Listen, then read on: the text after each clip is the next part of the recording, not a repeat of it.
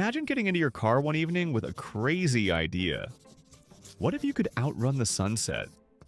Not metaphorically, literally drive fast enough to keep the sun frozen above the horizon, trapped in an endless golden hour.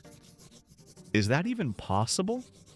The sun appears to set because Earth rotates eastward, so if you drive westward fast enough, you can counteract that rotation. The question is, how fast is fast enough? At mid-latitudes, the ground beneath you is spinning at around 1,000 miles per hour, about 1,600 kilometers per hour. That means the shadow of night sweeps across the land at roughly the same speed. To stay in daylight, you'd have to drive west at near airplane velocity and far beyond what any car can do. But here's the twist.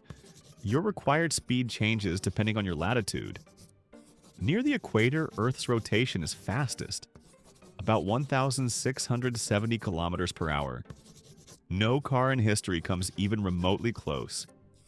Even the world's fastest hypercars hitting 500 kilometers per hour would be swallowed by darkness in minutes. But as you move north or south, Earth's rotational speed drops.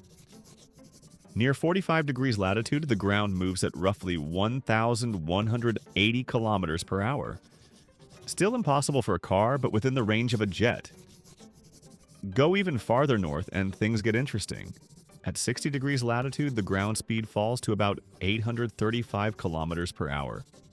The cruising speed of a commercial airliner. A fast plane could realistically chase the sunset here and hold on to daylight for hours. And near the Arctic Circle during summer, the rules break altogether. The sun barely dips below the horizon, moving sideways instead of down. If you drive west at only 70 to 80 kilometers per hour, you can keep the sun visible for unbelievably long stretches. People in Alaska, northern Canada, Iceland, and Norway can literally follow the sun by car, at least for a while. But can you do it everywhere on Earth? Not even close. Cars simply aren't fast enough to outrun the rotational speed of the planet at most latitudes. Even if you somehow modified a vehicle to go 1,000 kilometers per hour, you'd still have to deal with roads, curves, traffic, mountains, fuel, police, and the fact that the Earth isn't a flat racetrack.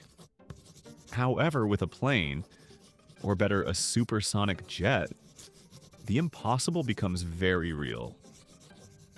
Pilots have reported witnessing multiple sunsets on a single flight by chasing the Terminator line, the boundary between day and night. The Concorde once kept the sun suspended in the sky for hours, so could you in a car actually outrun the sunset? Realistically, no, except near the poles and only during certain seasons. But with the right aircraft, you could live in an endless sunset, watching the sky burn orange and gold as time stands still.